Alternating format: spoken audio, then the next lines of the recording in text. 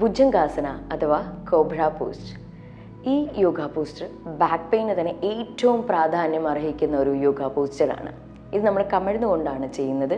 Stiff back ആയിട്ടുള്ളവർക്ക്, കാലത്തെ നിന്നുമുള്ള ജോലി ചെയ്യുന്ന ആൾക്കാർക്കുമൊക്കെയും ഈ യോഗ പോസ്റ്റർ വളരെയധികം സഹായിക്കുന്നു. അതെങ്ങനെയാണെന്ന് കാണാം.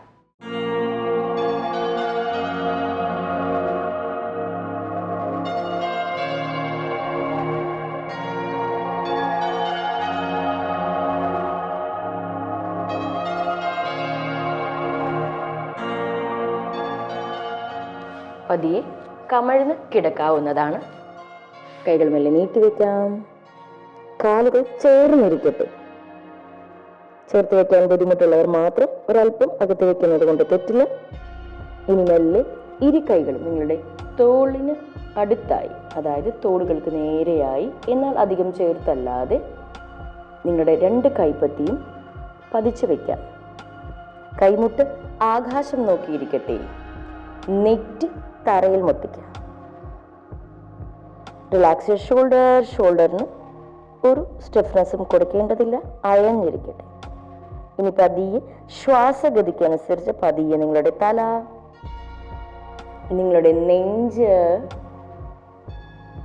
നിങ്ങളുടെ നാഭി വരെ ഉയർത്തിക്കൊടുക്കുക. തോളുകൾ ഒരിക്കലും ഇങ്ങനെ കേവ് ചെയ്ത് പിടിക്കില്ല, തുറന്നിരിക്കല്ലേ.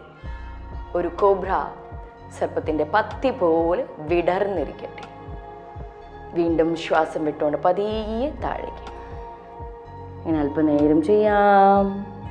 വീണ്ടും ശ്വാസം എടുത്തുകൊണ്ട് പതിയെ തല, നെഞ്ച്, നാഭി എന്നിവ ഉയർത്തിക്കൊടുക്കാം. മുന്നേ പറഞ്ഞതുപോലെ തന്നെ നിങ്ങളുടെ തോളുകൾ ബാക്കിലോട്ട് ആർച്ച് ചെയ്ത് വയ്ക്കാം.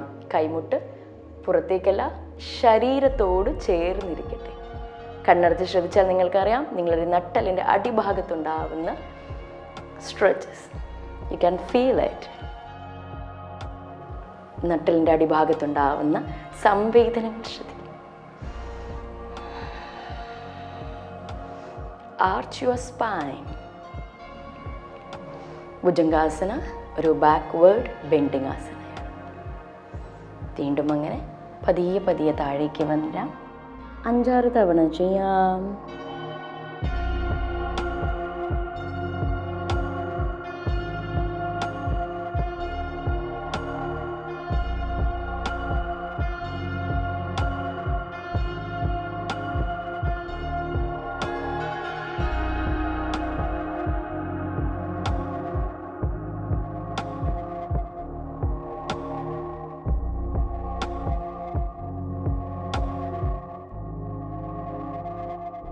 ഇനി ഈ ആസന ചെയ്യാൻ പാടില്ലാത്ത കുറച്ച് ആളുകളുണ്ട്.